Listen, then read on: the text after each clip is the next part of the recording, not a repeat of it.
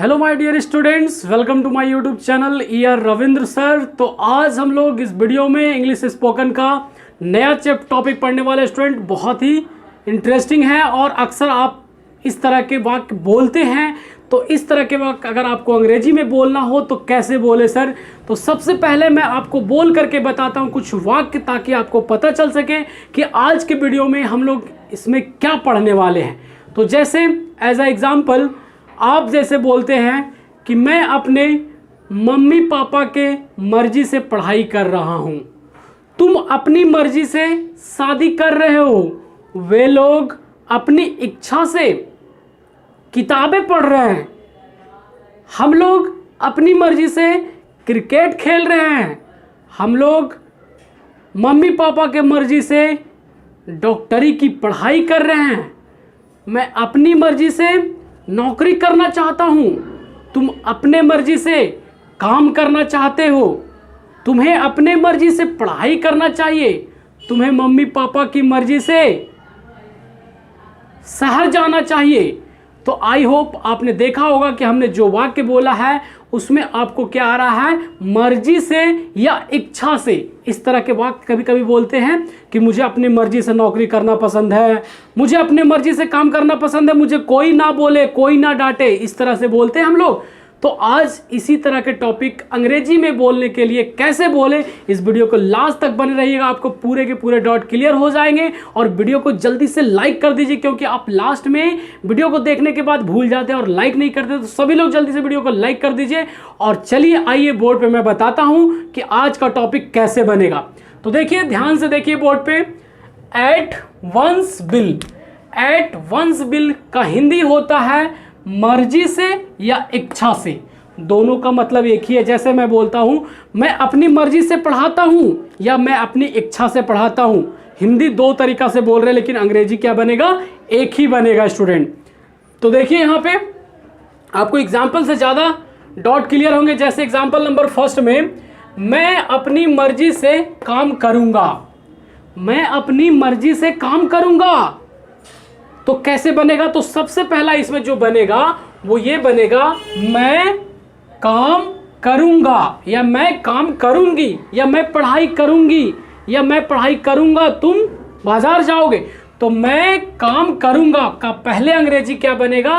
क्योंकि हम लोगों ने टेंस पढ़ चुके हैं तो आपको देखने के बाद पता चल चुका होगा कि ये जो सेंटेंस है, ये जो वाक्य है वो फ्यूचर टेंस का है। तो मैं काम करूंगा, I shall do work बन गया। अपनी मर्जी से, तो अपनी मर्जी से at my will। यहां मैं है तो अपनी का अंग्रेजी यहां पे my होगा। यहां पे अगर वह रहेगा, लड़का रहेगा तो his होगा, लड़की रहेगी वह तो यहां पे her होगा। अभी हम लोग आगे देखेंगे, तो ध्यान से देखिए। सेकेंड नंबर एग्जांपल देखिए, वह अपनी मर्जी से नौकरी करेगी। वह अपनी मर्जी से नौकरी करेगी तो पहले क्या बनेगा सर? वह नौकरी करेगी। वह नौकरी करेगी तो क्या बनेगा? She will do the job. She will do the job, वह नौकरी करेगी अपनी मर्जी से। अपनी मर्जी से तो एट हर विल। वह का अपनी का अंग्रेजी यहां पे क्या हो जाएगा, इसके अकॉर्डिंग चलेगा। तो लड़की है तो सी का हर होता है ना, तो इसलिए यहां पे at her will. I hope आपको समझ में आ रहा होगा। सेंटेंस बहुत ही अच्छा है, ज्यादा कठिन नहीं है बिल्कुल। अगर आप ध्यान से देखते हैं, सुनते हैं तो आपको चीजें समझ में आएगी। थर्ड नंबर एग्जांपल देखिए, वह मेरी मर्जी से शादी कर रही है। वह मेरी मर्जी से शादी कर रही है, इसे अंग्रेजी में कैसे बोले? तो सबसे पहले आपको बनाना होगा वह शादी कर रही है। तो क्या बनेगा? ये देख रहे हैं कि फ्यूचर कॉन्टिन्यूअस टेंस की पहचान है, नहीं प्रेजेंट कॉन्टिन्यूअस टेंस की पहचान है। वह शादी कर रही है तो शी इज गेटिंग मैरिड, मेरी मर्जी से, तो एट माई विल। कंप्लीट हो गया सेंटेंस। 4 नंबर एग्जांपल देखिए, तुम अपने पापा की मर्जी से पढ़ाई कर रहे हो। तुम अपने पापा की मर्जी से पढ़ाई कर रहे हो, तुम्हें पढ़ने का मन नहीं था क्या? तो देखिए अंग्रेजी में कैसे बनेगा, तुम्हें अपने पापा की मर्जी से पढ़ाई कर रहे हो, तो पहले क्या बनेगा सर? पहले बनेगा तुम पढ़ाई कर रहे हो। तो तुम पढ़ाई कर रहे हो, present continuous tense, you are studying at, अपने पापा की मर्जी से, एट योर पापा विल या फादर विल। तुम का योर होगा ना, अपने का अंग्रेजी यहां पे इसके अकॉर्डिंग चेंज करता है, तो एट योर पापा विल या फादर विल भी लिख सकते हैं आप। नेक्स्ट नंबर एग्जांपल देखिए, हमें बच्चों की मर्जी से पढ़ाना चाहिए। हमें बच्चों की मर्जी से पढ़ाना चाहिए, अच्छी बात है, बच्चे ज़्यादा समझेंगे। तो देखिए यहाँ पे पहले क्या बनेगा, हमें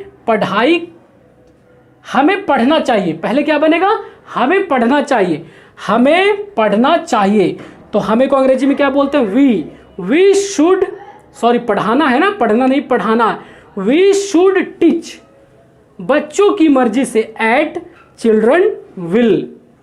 तो आपने देखा कि इसमें जो भी वाक्य आ रहे हैं वो किसी भी टेंस का हो सकता है, प्रेजेंट का हो सकते हैं, पास्ट का हो सकते हैं, फ्यूचर का हो सकते हैं। तो हम लोगों ने सारे टेंसेस पढ़ चुके हैं, इसलिए तो इस तरह के टॉपिक पढ़ रहे हैं, ताकि जब कभी आपको अंग्रेजी बोलना हो इस तरह के, तो आप कंफ्यूजन में ना हो और आप सोच में ना पड़ जाए कि इस तरह के सेंटेंस तो हमें सर ने बताए नहीं, तो कैसे जाने। तो आपने इस वीडियो को देखा और आपको शायद समझ में भी आ रहा होगा, तो वीडियो को जल्दी से लाइक कर दीजिए। लाइक नहीं किया तो चैनल पे फर्स्ट टाइम है तो सब्सक्राइब करिए, ताकि जब भी मैं वीडियो अपलोड करूं तो सबसे पहले आप तक नोटिफिकेशन पहुंचे और उस वीडियो को आप क्लिक करके देख पाएं।